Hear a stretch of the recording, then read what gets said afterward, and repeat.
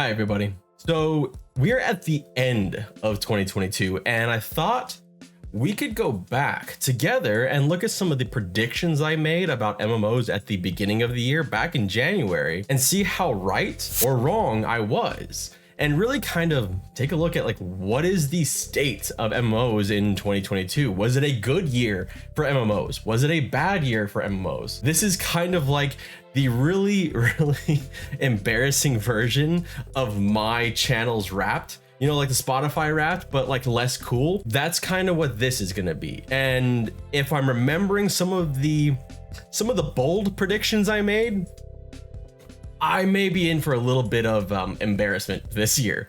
So without further ado, we're gonna go through each prediction I made. I have not watched this since January when I posted it. I don't remember exactly what I said. We'll react to it and then kind of go into some of the research and things that actually happened with that through the year. But let's start this. The beginning of the year where I can make bold proclamations about all the things that we can look forward to for the next 12 months. The time of year where I can look into this crystal ball or whatever I decided to add in edit. What kind of editing was that? Why did I think that was good editing at the beginning of the year?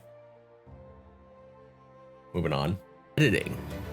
And say, this is probably, maybe, possibly gonna happen in the next year, though I'm not very certain about it. First, we'll start with my personal favorite MMO of all time, at least up until now, Everquest and its sibling Everquest 2. They're gonna have expansions. I think this is pretty much a guarantee because we've had expansions. So this was one of the easier predictions to make, that Everquest was going to be launching expansions for both of their titles, Everquest 1 and 2. With Everquest 1, we got Night of Shadows in December, and with Everquest 2, we got Renewal of Row also in December. This wasn't exactly a shocking thing, but it is good to see that Everquest and Everquest 2 are continuing to pump out new content. And in both expansions, there was a lot of interesting lore that was provided by the game, as well as some new different quality of life things and stuff like that, and level changes. But I'm curious, did those of you who are playing EverQuest Live or EverQuest 2 Live, did you enjoy these new expansions? Are you excited that they came out? What do you think about the lore that's coming with it? I was super excited specifically for EverQuest 2 because of what it represented. And I'm happy to see this stalwart game that is such a love of mine continuing on. But I know that I did not hit all of my predictions. So let's see. Next is going to be Guild Wars 2 Expansion. I mean, this is obvious, right? I don't know that there could be a much more obvious one. We have a loose date for this, February 2022. You can pre-purchase the upcoming expansion right now, and it looks like it's going to be an interesting and good expansion. I think in a lot of ways, this may be Guild Wars 2's year to lose. I mean, it's one of those years where I think Guild Wars 2 can really continue to establish itself as the go-to game for people that do not want to pay a subscription fee. And perhaps the first elephant in the room, I did have to do a change. I recorded parts of this and there was doubled up audio, so I had to make some fixes later. But Guild Wars 2, I mean, I got the prediction of the release date right, but that's not really saying much because it was pretty much a guaranteed thing at that point. It was just really hedging on them not delaying. The part that I wanted to point out here was talking about this being the year of Guild Wars 2, really the year for Guild Wars 2 to lose. And I had made this prediction because at the time, Guild Wars 2 I thought had the most to gain of any MMO going into the year. They had a big expansion launching after what had been a while, a couple years since we'd had Path of Fire, and Path of Fire had done well for them. And I thought it was going to do great. I thought it might surpass Elder Scrolls Online, and I thought it might do better than Lost Ark. And it may have in both of those cases. It set new numbers. It had great new numbers that it hadn't had in a long time. There was multiple successes. It showed up in investor documents as how great it was doing. And then we got announcements that World of Warcraft would be launching a new expansion. So not only could this be not the year of Guild Wars 2 with the biggest expansion of the year, it may not even be the biggest dragon expansion of the year. I mean, could I have seen that coming?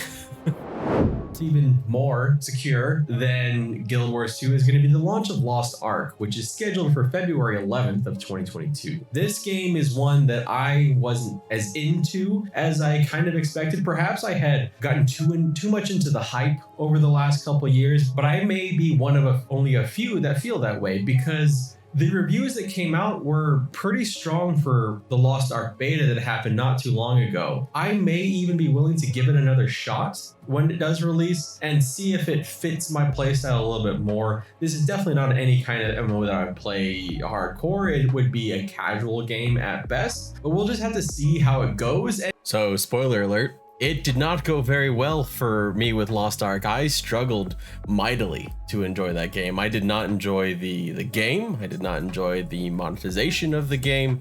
And I thought that it was, while the combat and some of the other things to it were good, the story was very lackluster. And the monetization was really the last straw for me.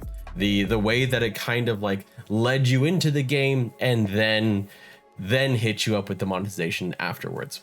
However, they did launch on time.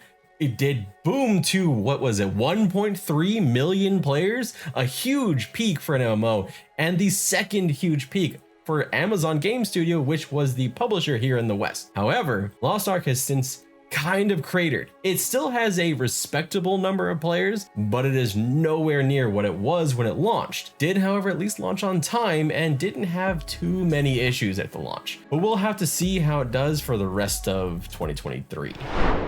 Because we already have quite a bit of information on it. I expect the Elder Scrolls Online to continue its themed year-long pattern of chapter and DLC. We already have a reveal video, and it looks like it's going to be a Breton-themed year, perhaps taking place in the High Isles, so to no one's real surprise, yes, it was a Breton-themed year. It was the High Isles. They did go with their normal pattern of releasing chapters and everything like that, and DLC along the way. And it turned out to be from the sound of it, a good expansion that people enjoyed who play Elder Scrolls Online.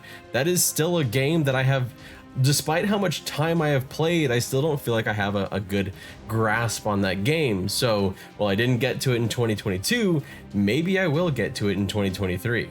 We'll just have to see. Legacy of Sith will also be launching in February. On February 15th, 2022. So I guess a lot of the big MMOs, the big established MMOs, have picked the second month of the year to really lay it on thick. So Legacy of the Sith, I expect to kind of continue to breathe life into a game that I had honestly written off probably sooner than I should have. I kind of felt like this game was done years ago, especially when it went free to play and gave us one of the most hard free to play models I've seen. I mean, pay to play. So I wanted to pull this up here for us real quick. So while I wasn't entirely wrong about Legacy of the Sith breathing life into the game, it was very short-lived. This is where we launched, February of you know what, I'll just do this in editing. February of 2022 is when we launched. We had a 29% gain for Star Wars The Old Republic on Steam. And hello there. Granted, Steam is not the only place where you can play Star Wars The Old Republic. It has its own launcher, so these are not complete numbers by any means. But they are a little bit telling about the year that Star Wars The Old Republic has had. So you get the expansion launch, 30% increase in population, things are going great, and then you immediately lose basically every single one of those players in the very next month with a 22% drop.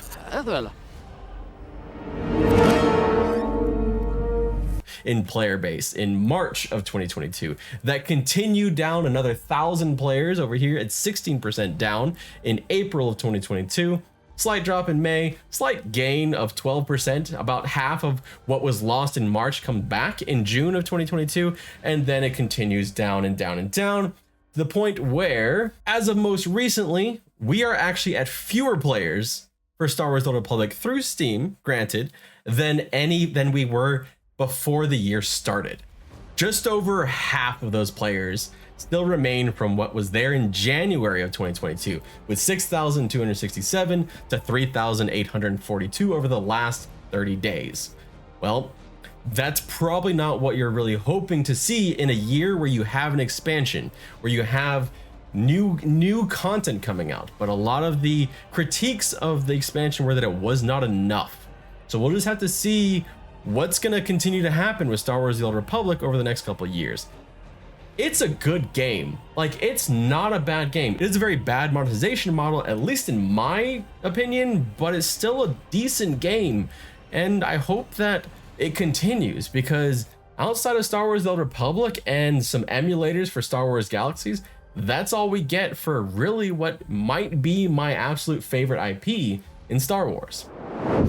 First is going to be that Final Fantasy XIV will upgrade their servers. I think this is one of the few things about that game that continues to irk me, because it's not like this is a new problem, although it may seem like a new problem to a lot of people. I can't remember a game that has had the need to continuously close off new character creation as frequently as Final Fantasy XIV.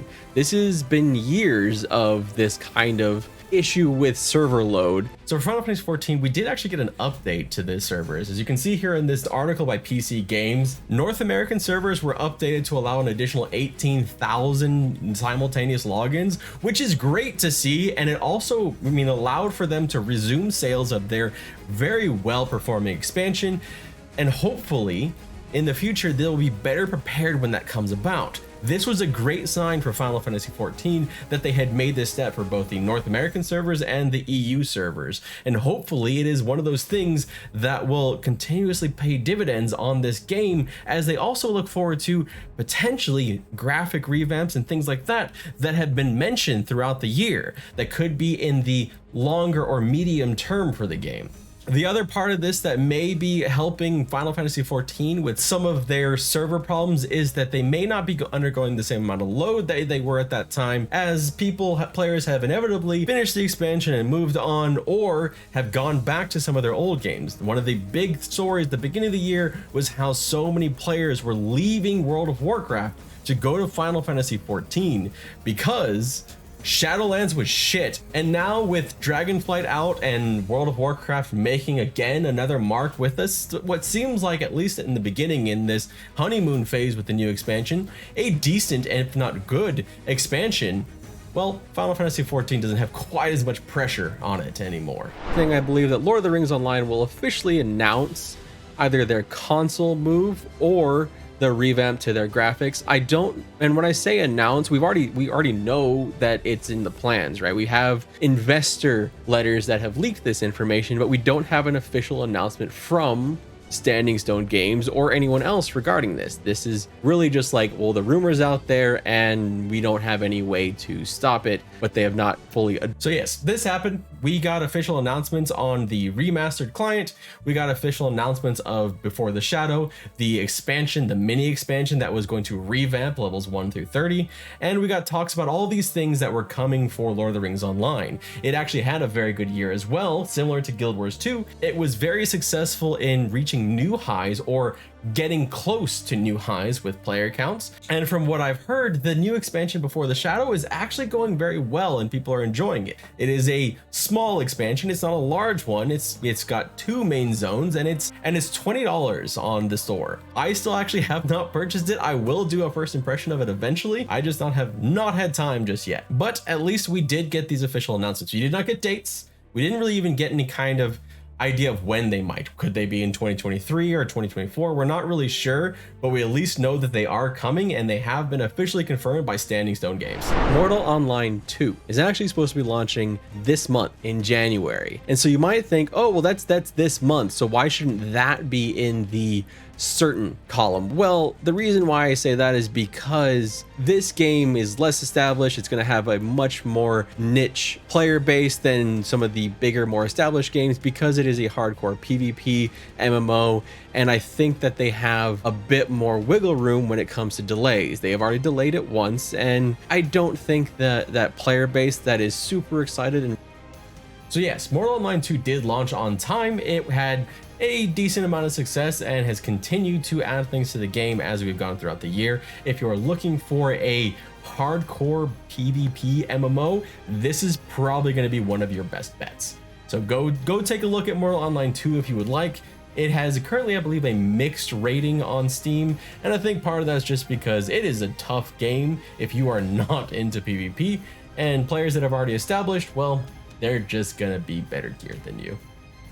And for anyone curious, this is what we're looking at for the current Steam charts of Mortal Online 2. Well, they had a huge all-time peak for them of 9,618 players. They're sitting at roughly around 1,000 peak players with averages of around 831. With not too much craziness happening in the game, you had some really big months for them in the beginning that slowly, as the novelty of the game wore down, people left the game. But they've at least kind of been sitting pretty for about the last 5 months. I mean, there's not a whole lot of movement there, so perhaps they've found their floor. Starting with my personal favorite crowdfunded MMO, which should not be surprising to anyone who's watched any of my content before, but Pantheon Rise of the Fallen will show more than tell this year. And I say this because we have that specific quote from Joppa. I believe that this is the time when Pantheon will take all the groundwork they laid in 2021 and really start to show us how that has made progress for the game, show the elements that are coming together, how everything's working, how all that time, all that extra work that they did was worth it. Now, this could be in a few different ways. It could be in the form of streams, it could be in the form of class reveals, it could be in the... So I was at least smart enough in the January edition not to say, hey, there's going to be an alpha session. That was actually a mistake that I made later in the year and have already repeated for next year. But one of the things that I think I got wrong here was I did not completely understand what show not tell for Pantheon meant. And I was a little bit more optimistic that we would get lots of showcase pieces, lots of show pieces for the game. And what it turned out to be, at least from my perspective, is we got a lot more about Pantheon that was more geared toward people like myself and people like you that may be following the game very closely. I don't feel like that was really what I had expected at the beginning of the year. I was expecting something with like the Project Fairthel video, these kind of like opening up to the general public. Look at this game we have, and look, it's coming along great. And I'm not sure that's exactly what happened. We got a lot more nitty-gritty things. We got a lot more details about the game. Now, a lot of this could change. A lot of this could change in December as we have a potential big stream from CodeCarnage on what the game is in its current state. An actual live pre-alpha session with CodeCarnage just running around doing whatever he wants in the game, unguided. And if that's how the year ends, I might say that this was not that far off. But up to this date, while we did get things like we got to see a new human model, we got to see the weather system, but there hasn't been a lot of, here's this streamer going in and playing the game, here's this video or this. It was a lot more detail oriented. Hey, we're working on it. There was really great communication. We have every single month, we know exactly what we're going to be getting from Pantheon, and I've appreciated that, especially as a content creator. But I don't think I quite understood exactly what I was getting into for the year. On the other side of that is, I think Ashes of Creation may delay some of their testing. The persistent alpha testing, I think, is going to be pushed back a little bit by their move to Unreal Engine 5. I think this was the right move for them to make, but it may also add some extra work that they have to get done before they can go back to kind of the processes that they were working on before. We had the disaster about the Battle Royale game that we shall not go into any further, but this is also a game that I think will benefit in the long run from taking this approach, from taking a steady approach, from their art style and everything. So this really depends on whether you expected Alpha 2 in 2022 or not. At the beginning of the year, I think that I had thought that if they had not switched over to Unreal Engine 5, they would have had an Alpha 2 this year. But I don't know that is the cause, that is the cause why we haven't had a more open Alpha 2 test. Now, we are supposed to be currently having selective Alpha 2 testing, spot testing right now. And I've already predicted that we should have Alpha 2 in 2023, given that those selective tests are happening right now. But I wouldn't say that it was the switch to Unreal Engine 5 as much as just, this is how game development goes. It takes time, and for someone who's kind of not well versed in game development, it takes a lot longer than I would expect. And while I may be like, oh, well, hopeful, and I compare so many of these games like Ashes of Creation and Pantheon and Rise of Fallen to established games that come from established studios. 4 years is what I thought development for an MMO took. That has not been the case for these crowdfunded games. They are taking a lot longer because the teams are so much smaller and there's so much less money involved. Even just the size of the art teams. You had Ashes of Creation and Pantheon hiring people this year to do art and to do rigging and to do all kinds of things like that. But I do hope that this game and Pantheon do well in 2023 and perhaps get testing phases that were missed in 2022 in 2023. Drift, I believe, will continue their rebrand. Embers Adrift is the new game being built on top of Saga of Lucimia. I don't want this to be taken as insulting towards this game, because I am genuinely interested in it, and I will be probably circling back to this game in 2022 to see what it's all about, learn a little bit more about it. But when I remember looking at it and delving into it when it was Saga of Lucimia, the way that I felt about it was a less ambitious version of Pantheon Rise of the Fallen, because it is a game that is focused on social interacting and grouping and difficulty and reward. That's kind of where my mind went. Like I said, I really do need to do a bit more research on this game, so please don't take that as an insult. So they definitely continued with their rebrand. Embers Adrift was a game that really established itself in a lot of ways as the kind of old school classic hardcore MMO that a lot of people had been waiting for, and a lot of people are still enjoying the game right now. And they recently released new patches with new content and things like that. I think a lot of people, myself included, have kind of stepped back from the game because of the lessening of scope. And by that I mean I'm talking a lot about the switching away from the lack of magic and things like that in the game. I actually got to try Embers Adrift when it was in its open beta state, and I had a good time. I thought that there were some issues with lag and things like that, but the game was fun. It brought back that idea of the classic hardcore style of like, oh shit, everything is dangerous and scary. And there were people in my chat commenting on how like, wow, this is not like the MMOs that they're used to, because there's so much difficulty at level 1, at level 2. And I know that Pantheon Plus over there, they've been doing Embers Adrift. So is Nathan Napalm. They've been playing a lot of Embers Adrift to try and get a feel for the game, and they seem to be enjoying themselves, fair enough. Yeah, but it's been a definite and full-on rebrand from where it was. In some ways a good way, in some ways a bad way, but that's where we're at with Embers Adrift now. It is currently up, it is currently launched, it is for sale, it has a monthly subscription. They are running sales on it through the end of the year. If you have not picked up the game yet, now might be the time before they raise the prices in 2023. I believe if you lock in your subscription fee, you should still get it at a lower price. Star Citizen, it's not launching. Watch this be, this is my first prediction, and watch this be the time that I'm completely wrong and Star Citizen launches. You know what? That would be fine. I would be happy to be wrong on that, because I think that as much as this game has like low-hanging fruit, I hope that game launches. I need that game to launch. Please launch soon.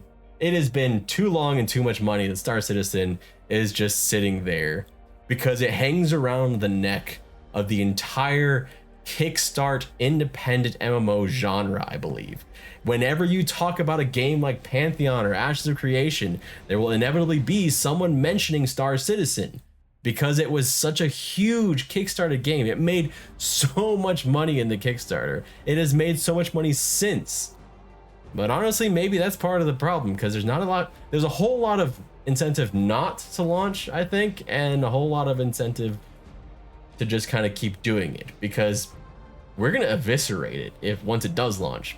It's been in development so long, it's got so much attention. The pitchforks will be out for this game, so I don't necessarily blame them. And hey, maybe I'll try the game in one of the free fly weekends in 2023, and then I can give my honest opinion of it in its current state, and hopefully we'll get a launch of it eventually. This one kind of hurts a little bit to talk about because I actually backed this game. It wasn't exactly expensive backing, but Legends of Aria. Legends of Aria was a kind of a game that I enjoyed for a bit. It felt like a little bit like an Ultima Online clone that probably could have been made in 2001 instead of, 2020, but it was still a decent game. It felt like it suffered a bit from lack of content. They had little pockets of content, but then there was these big gaps, big areas where there was just nothing, presumably to add player housing. It was a game that did. So Legend of Aria is an interesting case because in some ways, to me, it seems like it shows that the appetite for a game, the old school game, may not be there as much as we once thought it was. Because it really was, in a lot of ways, an Ultima Online clone. It was Ultima Online with really a game that should have been launched in like 2003. It did not feel cutting edge, and it lacked a ton of content. It just felt empty, and there was a lot of reliance on other players. But it just kind of failed. And then it went into all these different weird directions. It essentially became like a blockchain game. Like the whole idea of the game completely shifted and changed, and really it has been a pretty dramatic failure, at least from where I'm standing, and one where I don't necessarily regret backing it because, again, it was not exactly an expensive game to back. It shows that perhaps not all MMOs that are kickstarted are created equal. In fact, it was featured in an article by Massively OP that has a pretty proper title to it. Massively Overthinking, the MMO Kickstarters that let us down. And if we go down just a little bit, now in this article you have different games like Chronicles of Illyria, Legends of Aria, which was also Shards Online, Crowfall, which that's also painful because I backed that one too. They're games that had some kind of promise, some kind of hope, something kind of unique going for them, and it just did not work out. And I feel like the whole Legends of Aria mess is one of the worst ones, but it has nothing on Chronicles of Illyria. At least Legends of Aria produced a game. It was a playable game. It lacked some content, but it did have a game. It had a class system. It had dungeons. It had really what you'd expect from a game. It just wasn't very good. Now, if one crowdfunded disaster of an MMO isn't enough, how about a second one? The next is another crowdfunded MMO that did launch, but not to the way that they had hoped for or anticipated. Crowfall. Crowfall was, it launched. It was probably one of those games that a lot of people thought would never launch, but it's also one that perhaps never had the following that they may have hoped for or expected. Definitely not hoped for, because they have sold the game. This game was never Shadowbane 2.0. So does closing count as an update? Because if closing the game counts as an update, I got this shit wrong. I got it so wrong. Now, I didn't expect it to do, it had a struggled launch. It was struggling with players. It was struggling in beta with players. And I was hoping that maybe a launch might kind of remedy that, but it did not. And the game was sold off. It was, maybe hopeful that selling it off might have some sliver of hope. Well, now that sliver of hope is like a candle at the bottom of a very, very deep pit, because Crowfall is closed. Crowfall is now no longer a game, but there is the very slightest hope that even the most optimistic take from me, who tend to be pretty optimistic, well, I am not expecting this game to do a Final Fantasy XIV Reborn. I am not expecting a Crowfall Reborn. It was a game that was kind of promising something unique. It was a seasonal MMO, and I thought it had something unique going for it. The art style seemed like it would have some longevity. Some of the combat was fun at times. It wasn't a bad game. It just didn't make its mark, and it felt like Artcraft gave up on it very quickly. And now we don't have it anymore. So that was the the update. So I guess you could say that I was wrong on Crowfall. I thought Crowfall would kind of just continue and limp along quietly, but that's not what happened. We actually had the game close. So yeah, this is definitely a prediction that was missed. And the last is just going to be about the Marvel MMO. I don't think we're getting an announcement on that. I don't think we're getting an announcement on that at all. If I'd bet on anything from EG7 this year, it's gonna be the Lord of the Rings announcement because of the series that's coming out. I don't see anything coming about that Marvel MMO this year, and probably not even in 2023, maybe not even in 2024. I don't think we have to worry about the Marvel MMO about the Marvel MMO until phase 5 of the MCU. I think you're good to let that announcement just kind of fade off into the background of your memory and come back to it when you're older. That's 2 for 2. That's 2 for 2 where I was like, hey, we're not gonna hear anything. Oh, it's canceled. maybe I'm just too optimistic. Maybe that's part of the problem. Yeah, it was canceled. The Marvel MMO was canceled pretty early in the year too, so I really swung and missed on this one. That's how it goes, I guess. So those were my predictions for 2021. I think in general, a lot of them I got right, but that was because they were pretty easy to look at and say, yeah, that's probably gonna happen. Some of them I really missed on, especially I think Crowfall and the Marvel MMO. I thought those were just gonna be quiet, but instead we got cancellations and closures for those games. And really that's kind of a bit sad.